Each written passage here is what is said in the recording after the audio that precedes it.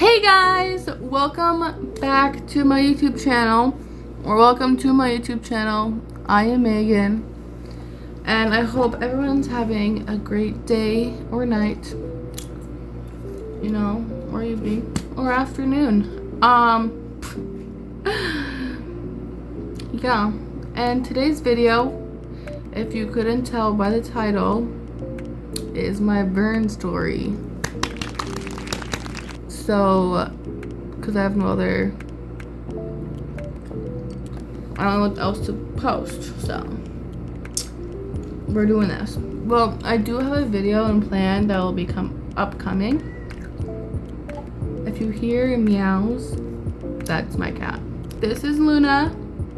She's she looks mad because she's on camera. She's not, but she's sleeping with me tonight, so, but she's being crazy. Let's get right into the video.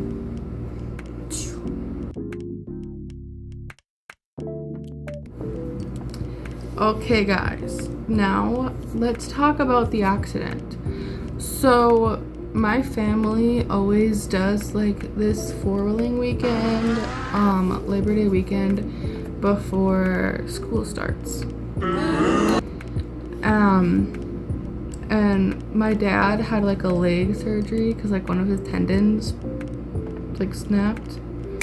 So we didn't have it at our house, and we had it at a family's land, which they had a bunch of trails and stuff that we were gonna go on.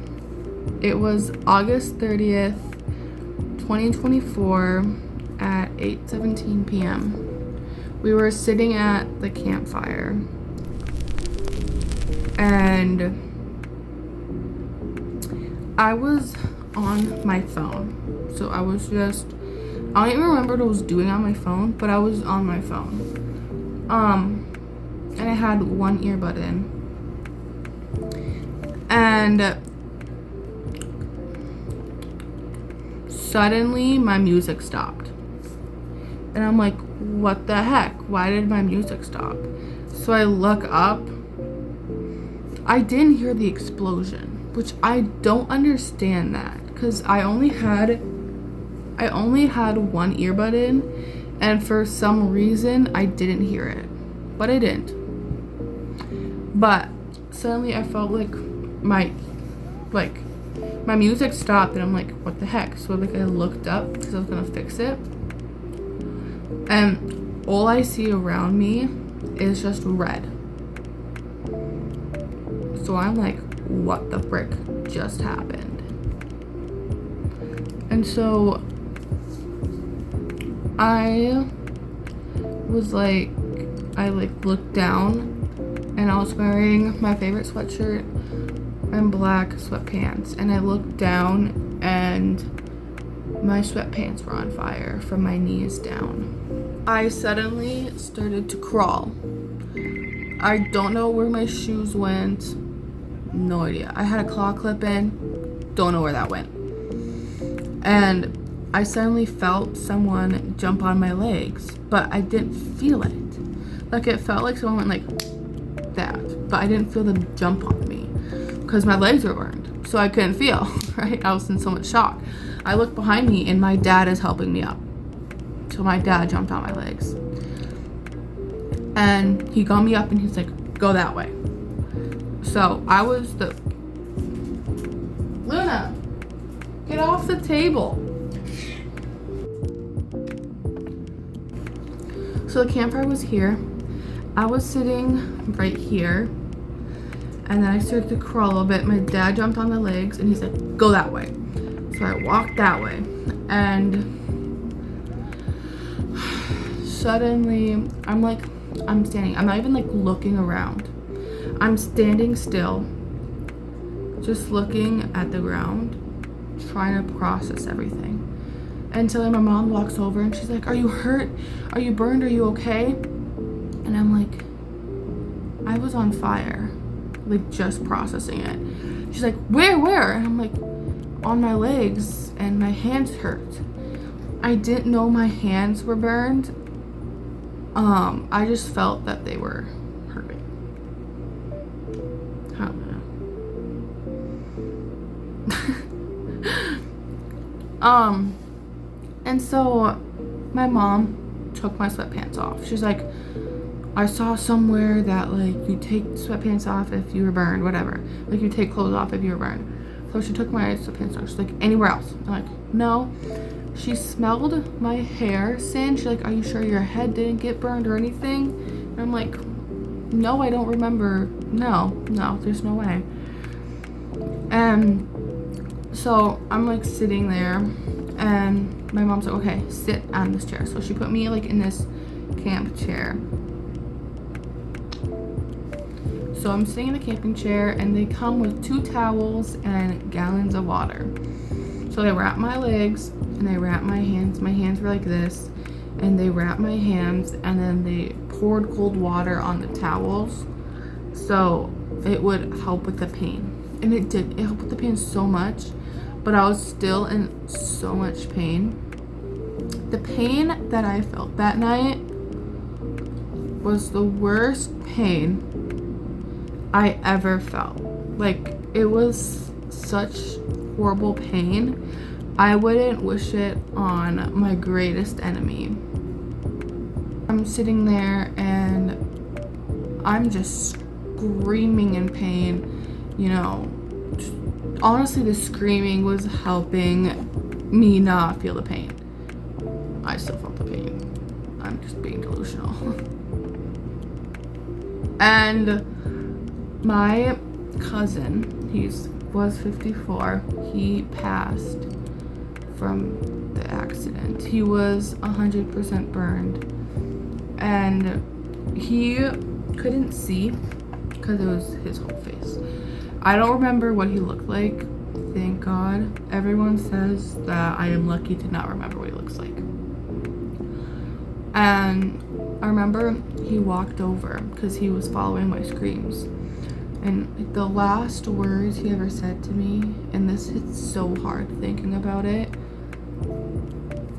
the last words he ever said to me was, "I'm so sorry, Megan, please forgive me."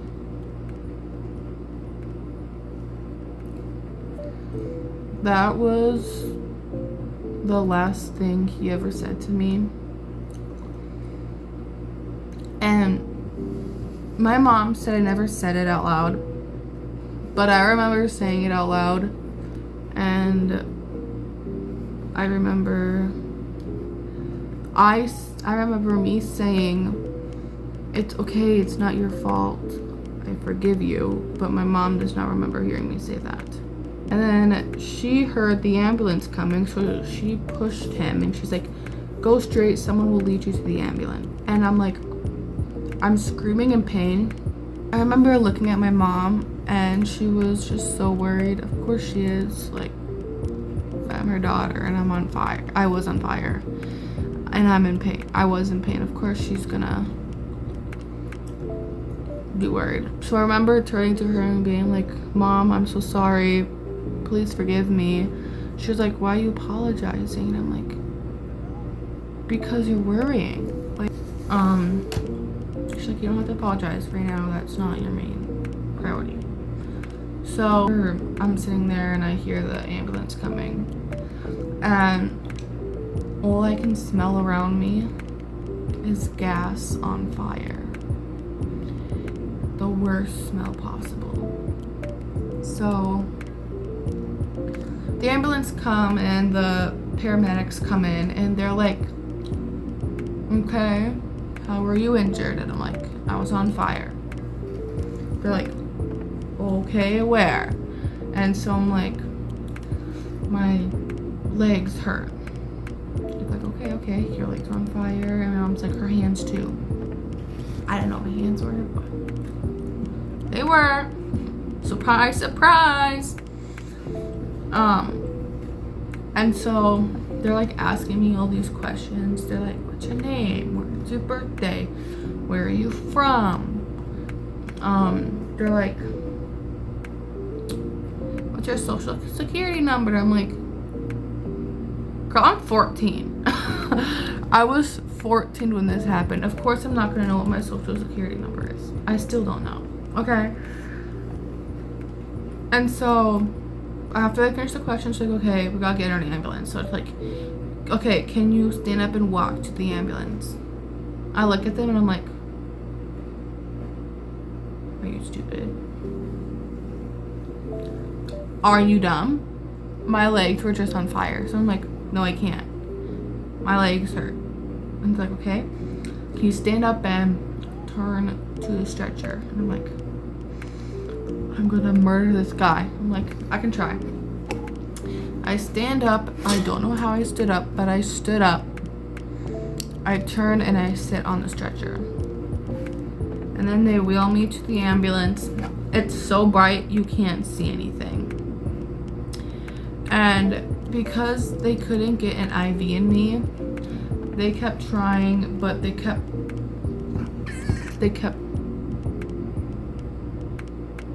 attitude.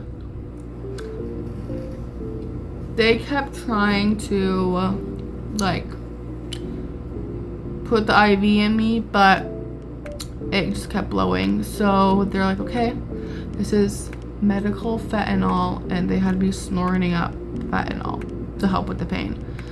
And I did it like 7 times to help with the pain. It only lasted for like 2 minutes, and then I would go back to screaming.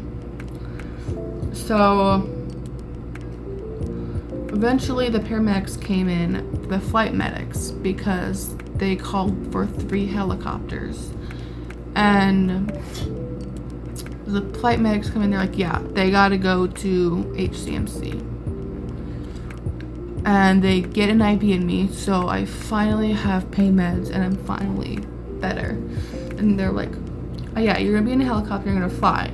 You're so cool, you get to fly in a helicopter. And I'm like freaking out because my biggest fear is heights and I don't like being on planes. So the thought of being in a helicopter in the middle of the night, flying without my parents, scared me. I was like, no, I don't want to go. You're gonna have to kill me to make me go. And they're like, you gotta go. Like, if you don't, it's just gonna cost more money with the ambulance ride. So I'm like, oh my gosh, fine. So they get me in there. My mom's like, let me ride with. I'll ride with. And they're like, you can't, ma'am. There's no room. She goes, I'll sit on the pilot's lap. And they're like, you can't. And she's like, my daughter is terrified of heights. She's not going alone. And they're like, she's not alone. We're going to be right with her. So they wheel me, or the ambulance rides to this open field that was like 4 blocks away. And we were waiting for my cousin to go in his helicopter to fly up. But we didn't know, but he passed away in the ambulance. So 5 minutes later, they're like, okay, it's your turn now. You can go. And so, yeah.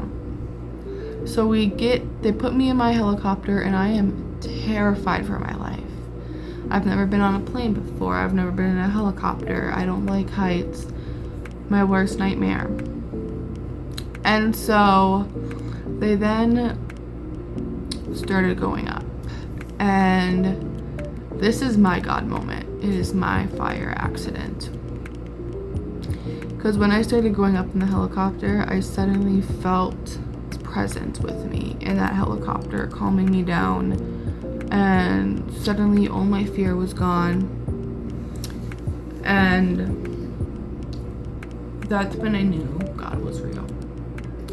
I believed in him before, like I was younger, but that was really my breaking point.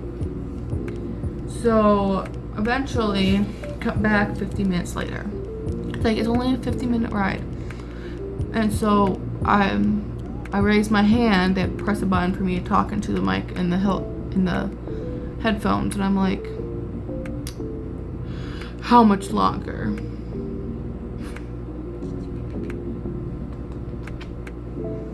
They're like, how much longer? No, I'm like, how much longer? And they're like, 5 minutes. So I'm looking out the window. I'm looking for like Lake Superior, the drawbridge, because the last thing I heard was you're going to Duluth. So I'm looking and I'm like, where's Lake Superior? And so I'm like, where are we going? He's like, we're going to HMC in the cities. And I'm like, do my parents know? You might want to tell them. And they're like, oh, no, they know, you're fine. So they land on the helicopter pad and they're like, we have to wait for people in the hospital to come and get you. So eventually people come in and they wheel me. If you ever like watch a show and they're like in the hospital and it's that big white room with a bunch of curtains, is where I first was. And so they're taking pictures and they're like, oh my, and this one girl I was so drugged up that I was happier than ever. I'm like, hey guys, you know, and this one nurse was like, you got your face a little bit. And I'm like, let me see, girl. So she took a picture and showed me. I'm like, dang, did not register, you know? And so I was burned on the top of my right hand, and I'll put up a picture right here so it's better to see. My left knee, my right shin, and my left and right ankle all the way around. So they put me down to the emergency room and I had no blanket, and so my wounds were just open to air, and anybody who walked past would just see my legs. And I had no call button, and I had to pee so bad. I don't know why I had to pee, but I did. I remember. That was so annoying. And like I was sitting there, and for like 2 hours I was by myself in that room. And only like 2 times somebody stopped in to check on me. So I was so bored. I counted all the blisters on both of my hands. On both of my hands, I had 72 blisters.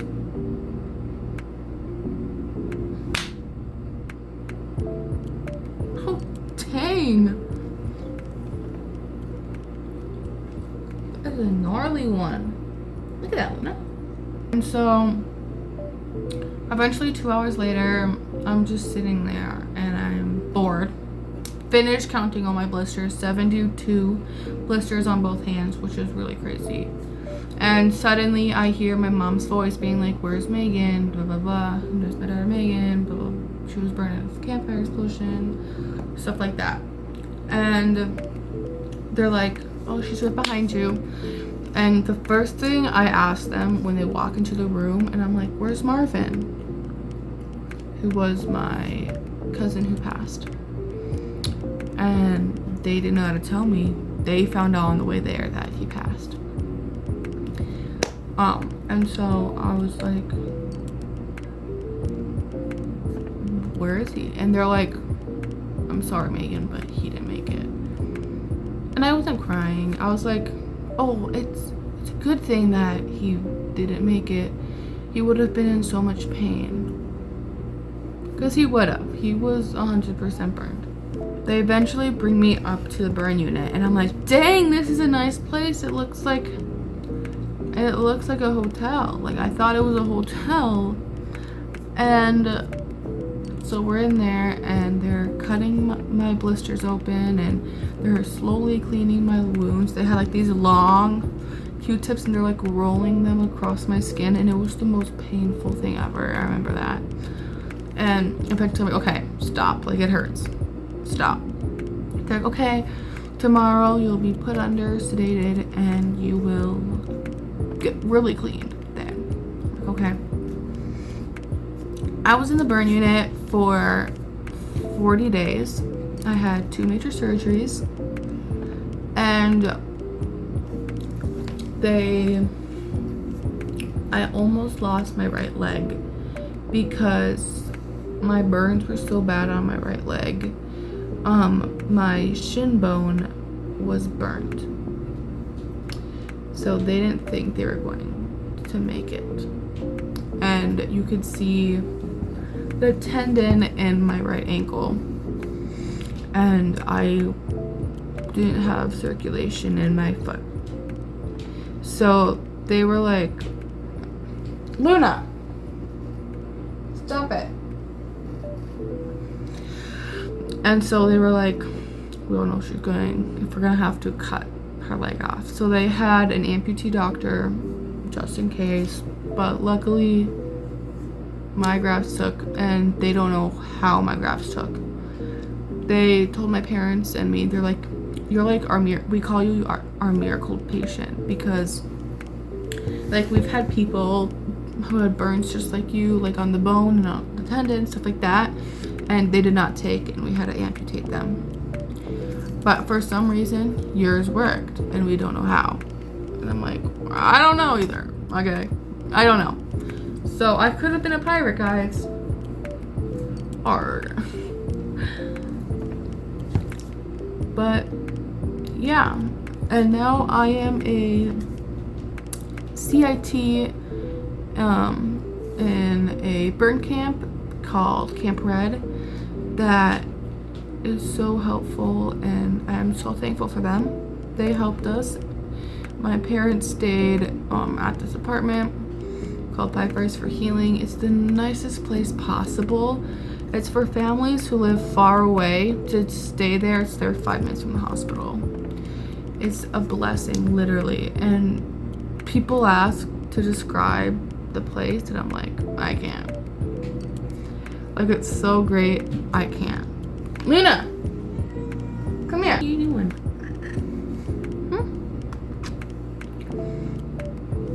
But yeah, so they're just like the Camp Red, and the burn nurses are just like part of my family now, and yeah. Hope you guys enjoyed my explanation of my burn story. Now, on to the outro. Okay, you guys, I hope you guys enjoyed my burn story.